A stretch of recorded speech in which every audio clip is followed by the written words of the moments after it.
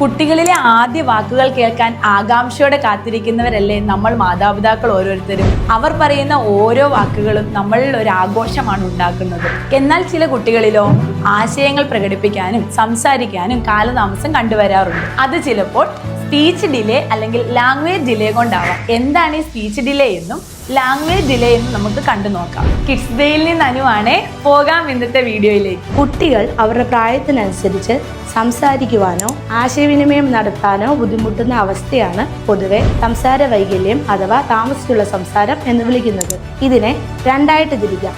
ഒന്നാമതായിട്ട് speech delay, രണ്ടാമതായിട്ട് language delay. ആദ്യത്തേത് സ്പീച്ച് ഡിലേ. ശബ്ദങ്ങൾ പുറപ്പെടുവിക്കുവാനോ വാക്കുകൾ കൃത്യമായി ഉച്ചരിക്കാനോ ഉള്ള പ്രയാസമാണിത്. ഇതിൽ കുട്ടിക്ക് കാര്യങ്ങൾ മനസ്സിലാക്കാൻ പറ്റുമെങ്കിലും പുറത്തേക്ക് പ്രകടിപ്പിക്കാൻ ശാരീരികമായോ പേശി സംബന്ധമായോ ഉള്ള തടസ്സങ്ങൾ ഉണ്ടാകാം. രണ്ടാമത് ലാംഗ്വേജ് ഡിലേ. വാക്കുകൾ ഉപയോഗിച്ച് വാചകങ്ങൾ രൂപീകരിക്കുവാനോ മറ്റുള്ളവർ പറയുന്നത് മനസ്സിലാക്കുവാനോ ഉള്ള അവസ്ഥയാണിത്. ഇതിൽ കുട്ടിക്ക് വാക്കുകളുടെ അർത്ഥം മനസ്സിലാക്കുവാനും അവ ശരിയായ രീതിയിൽ ഓർത്തിണക്കുവാനും സാധിക്കുകയില്ല.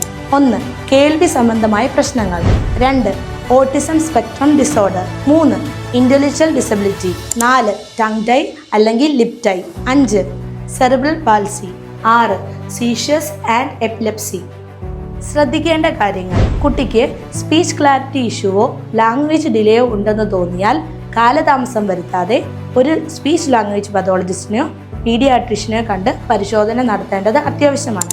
നേരത്തെയുള്ള ഇടപെടലുകൾ കുട്ടിയുടെ പുരോഗതിക്ക് വളരെയധികം സഹായിക്കും. നിങ്ങളുടെ കുട്ടിക്ക് പ്രായത്തിനനുസരിച്ചുള്ള സംസാരമുണ്ടോ എന്നറിയാൻ ഞങ്ങൾക്ക് DM ചെയ്യുക. കരുതലോടെ കരുതാൻ ഞങ്ങൾ ഒപ്പമുണ്ട്.